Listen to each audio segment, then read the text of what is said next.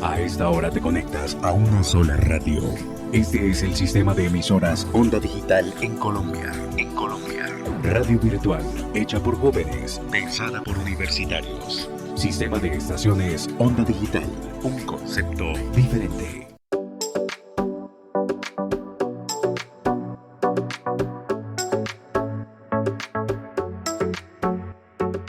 Bienvenidos a la cuarta temporada de Rompecabezas, una serie podcast en temas de salud mental de la Universidad Cooperativa de Colombia. Nos encontramos el día de hoy con nuestro invitado especial Renato Zambrano, psicólogo, magíster en lingüística y doctor en ciencias cognitivas. Renato, qué bueno volver a saludarte. Hola Joseph, ¿cómo estás? Muy bien, muchas gracias Renato, y de nuevo muchas gracias por la asistencia. Y hoy precisamente lo que nos convoca para contarle a las personas que nos escuchan es hablar de un artículo investigativo en el que tú hiciste parte, que se llama textualmente Midiendo la hipocondría con el inventario breve de ansiedad por la salud.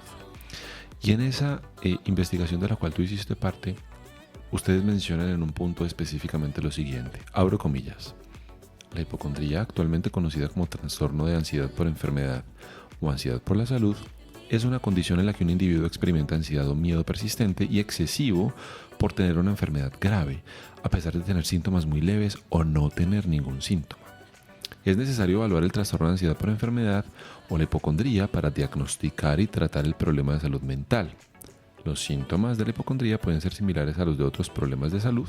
Es por eso que un profesional de la salud realizará una evaluación médica y psicológica para descubrir otras condiciones médicas que podrían estar originando los síntomas.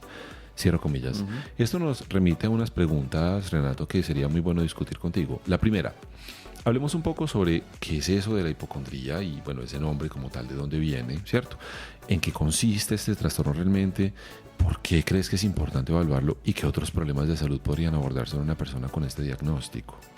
Bueno, Joseph, el término hipocondría es un término ya más bien antiguo, un poco Sí. pues ya como muy clásico, para indicar pues personas que creían que tenían una enfermedad y muy preocupados por tener esa enfermedad. Incluso pues se sospechaba o las personas decían: no, usted está fingiendo que tiene una enfermedad, y resulta que no es una simulación de una enfermedad, es genuinamente personas que tradicionalmente consideran que están enfermas, ¿cierto? Consideran que tienen afectaciones en su salud. Entonces desde allí es donde viene ese tipo de nombre.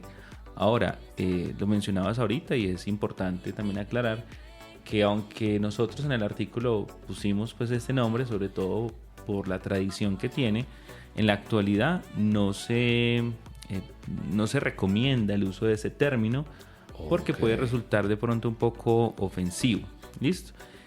Para las personas, sobre todo porque ya se había vuelto como una forma de insulto, maltrato por parte de incluso algunos profesionales de la salud. Como muy peyorativo. Exactamente, muy peyorativo. Entonces ya no decían pues que la persona tenía hipocondría, sino que más bien decían como mire el hipocondriaco o la hipocondriaca. Entonces pues también eso es importante aclararlo. Pero pues en este caso decidimos también utilizarlo pues como para rescatar también un poco que hay una tradición, ¿cierto? Que se ha pensado este asunto. Sin embargo, en la actualidad pues es trastorno de ansiedad por la enfermedad, por enfermedad, y que efectivamente pues tiene esas características que mencionaba. ¿De dónde surge eso? Pues normalmente en psicología, en psiquiatría y en general en salud mental. Para pues, las personas que nos están escuchando y que de pronto no conozcan, existe un manual que es el Manual de Trastornos Mentales de la Asociación Americana de Psiquiatría, en la quinta versión, que es la vigente, la que utilizamos en el campo. Se llama así: trastorno de ansiedad por enfermedad, y efectivamente es eso, preocupación por padecer o por contraer una enfermedad grave. Mira que incluye como los dos componentes. Pues por llegar a tenerla o por ya tenerla. Entonces eso es importante. Y el otro elemento que es fundamental es que efectivamente no existen síntomas somáticos, o si lo están, son muy leves. Es decir, pues bueno, sí hay algo, pero no es suficiente para indicar que que existe la enfermedad. No es indicativo como tal. Exacto. Y el asunto es que muchas veces hay una afectación médica o incluso hay riesgos de presentar algún problema médico, pero la preocupación es excesiva, ¿cierto? La persona valora que tiene mucho riesgo para contraer la enfermedad cuando pues realmente pues como no. Y adicional a ello, pues las personas son bastante alarmadas por su salud. Hay muchos elementos adicionales, como comportamientos de comprobación, comportamientos pues como muy asociados a la salud, y que pues obviamente esto esté por un buen tiempo y que no se explique pues por otro trastorno, ¿cierto? Que no sea un delirio, por ejemplo.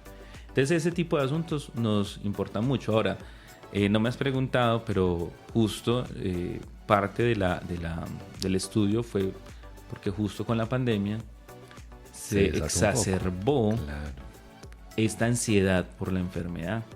¿Listo? Y fue muy llamativo. Pero qué bacano, porque pues, con eso que tú nos cuentas y cuando uno lee el artículo, ustedes hicieron uso de un llamado inventario breve de ansiedad por la salud. Desde tu punto de vista, y que probablemente eso los direccionó a ustedes a querer hacer esta investigación, ¿por qué consideras que es importante examinar las propiedades psicométricas de este inventario, especialmente en población latinoamericana de habla hispana? O sea, ¿por qué es importante traer eso acá, como si no funcionara, digamos, la misma prueba que ya existe en un lugar para hacerla en todos los lugares por igual? Bueno, pues acá hay varias cosas. Primero, hay un tema ético.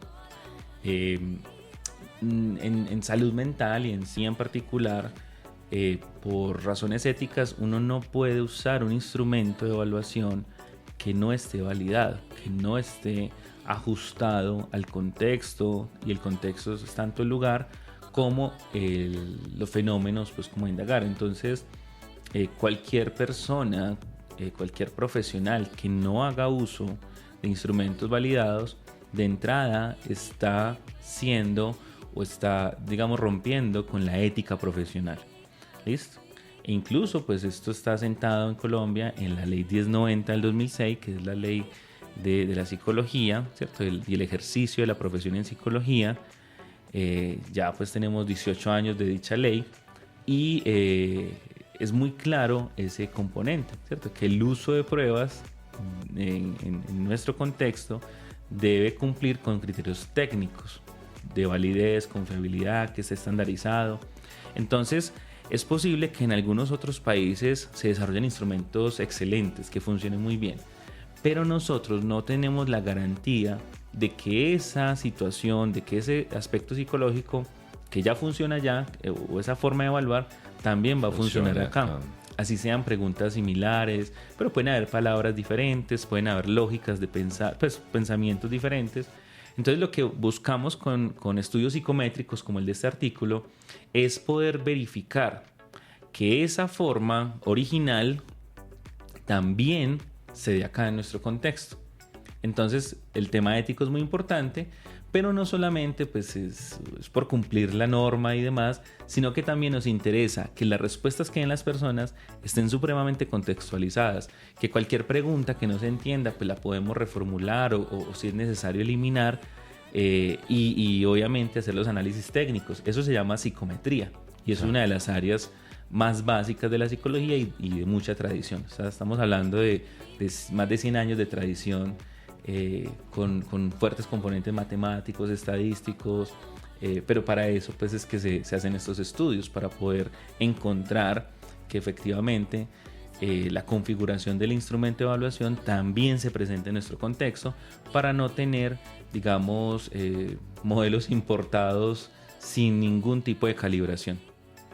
Perfecto, esa palabra es fundamental, esa calibración. Pero cuando tú nos mencionas la calibración y la importancia de validar como tal estos instrumentos aquí en este contexto, ¿ustedes realmente cómo llegaron a ese punto, a decir, bueno, qué bueno sería poder traer esa prueba aquí a contexto latinoamericano, y qué profesionales hicieron parte junto contigo en esta investigación?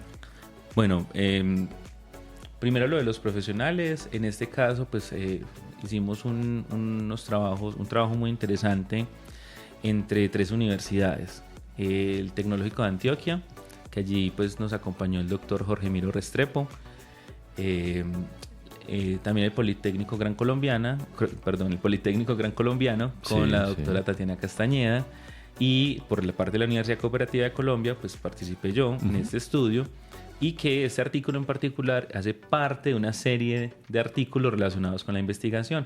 Este en particular es sobre esa calibración del instrumento de ansiedad por la salud. Pero entonces, a ver, cuéntanos un poquito más de este proceso de investigación. Ustedes precisamente esa calibración, ¿cómo la hicieron? ¿Con qué población muestra? ¿Cuáles fueron los instrumentos psicológicos utilizados? ¿Cuál fue lo más significativo de este proceso? Bueno, primero que fue con estudiantes tanto de acá la Universidad Cooperativa como el Tecnológico de Antioquia, el Politécnico Gran Colombiano. Entonces tenemos allí una universidad pública, una universidad, pues dos privadas, con características, pues digamos, de una población bastante diversa. Y lo que hicimos fue que evaluamos a 1.004 estudiantes 1004. universitarios de pregrado, distribuidos pues en las 3 universidades. La media de la edad fue 25 años, estudiantes de primero a 10º semestre.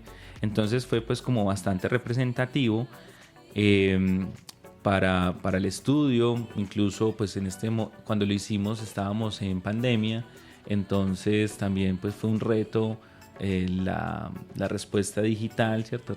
Realizar estas aplicaciones de manera digital, pero pues fue muy interesante porque también estábamos en una situación de preocupación por la salud genuina. Entonces también cómo diferenciar la preocupación por la salud de la ansiedad por la salud, que eso es como el punto allí que más nos llamaba la atención en ese momento, sobre todo para este instrumento. El estudio fue más amplio, hay otros artículos que ya están publicados vinculados con temas de salud mental también, pero en este caso pues lo que estamos mostrando es esa calibración de este instrumento. Renato, ¿y a qué conclusión llegó la investigación? ¿Sí se puede hacer uso o no de esta prueba aquí en este contexto? Bueno, la respuesta directa es que de esa manera no. ¿Listo? No. Listo. El instrumento muy utilizado en todo el mundo, el SHAI, ¿listo? Pues por sus siglas en inglés, Short Health Anxiety Inventory.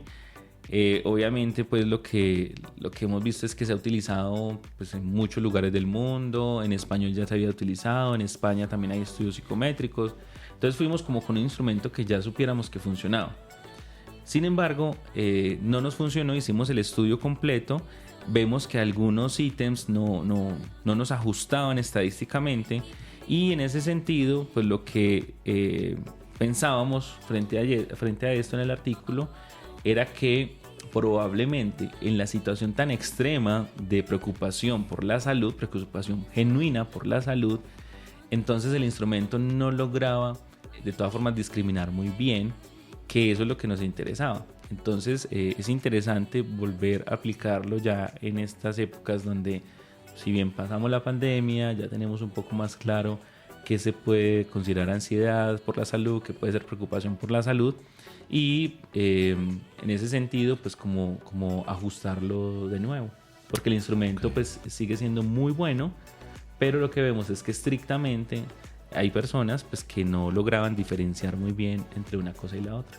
Renato, y esa fue una de las limitaciones que ustedes tuvieron, ¿cierto? Posiblemente por el contexto, por la pandemia, pero si hablamos de limitaciones como tal concretas que ustedes hayan encontrado en el desarrollo de este proceso investigativo, ¿cuáles mencionarías para que le contemos a las personas?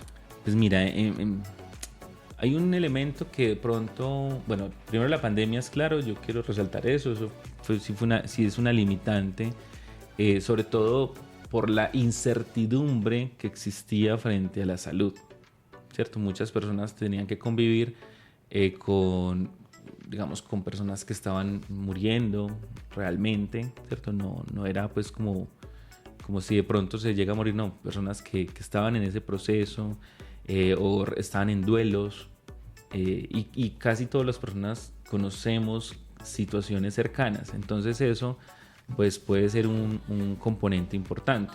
El otro componente que vemos como una limitación dentro del estudio es que probablemente hubiéramos podido acompañar con otro instrumento también de ansiedad por la salud. Sin embargo, aunque es una limitación, pues también involucraba que las personas cuando vayan respondiendo se van cansando.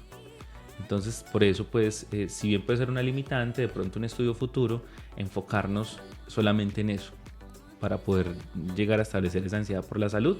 De hecho, puede ser un estudio futuro muy interesante. Qué bacano.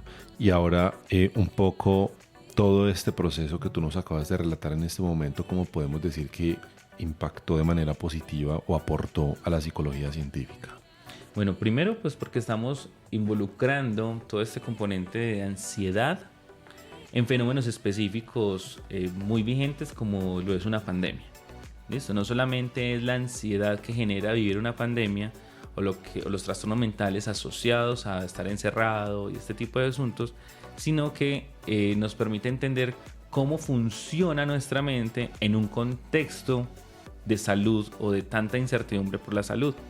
Y también este tipo de asuntos nos ayuda a mirar cómo, a pesar de que hayan instrumentos excelentes en otras partes, también tenemos que seguir haciendo los estudios propios. ¿Listo? No confiarnos en teorías traídas de cualquier parte, sino que también verificar si eso sí se está aplicando acá.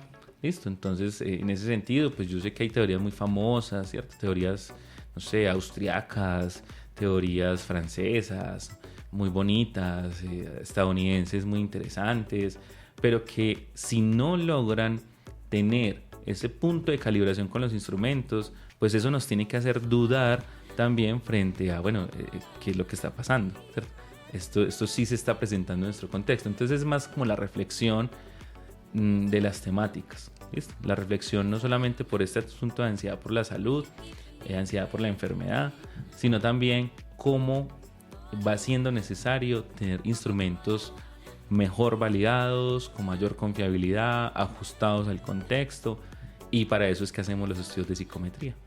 Súper. Y Renato, yo creo que ese artículo lo podemos encontrar en Google Académico, ¿cierto? Sí, claro. ¿Y dónde sí. más lo podemos encontrar? Pues el artículo está en la revista de Investigación e Innovación en Ciencias de la Salud. Es una revista que publica pues en inglés y en español. Es una revista pues muy interesante, muy enfocada específicamente en salud, y lo pueden encontrar pues en el número, pues en el volumen de este año, volumen 24. Ya está en prensa y se puede consultar libremente. Es un artículo open access, entonces cualquier persona lo puede consultar. Y efectivamente es eso: medición de la hipocondría con el Short Health Anxiety Inventory, propiedades psicométricas en estudiantes universitarios colombianos. Espectacular. Bueno, ya con eso queda súper claro, y pues la idea es poder consultarlo y entender todo esto que nos estás contando, Renato. Muchísimas gracias. Con mucho gusto.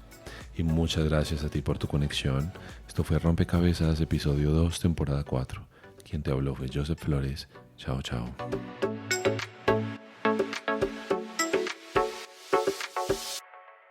Caminando juntos, dejamos huella, cultura viva de una tierra que prospera. Hoy escribimos nuevas historias, Universidad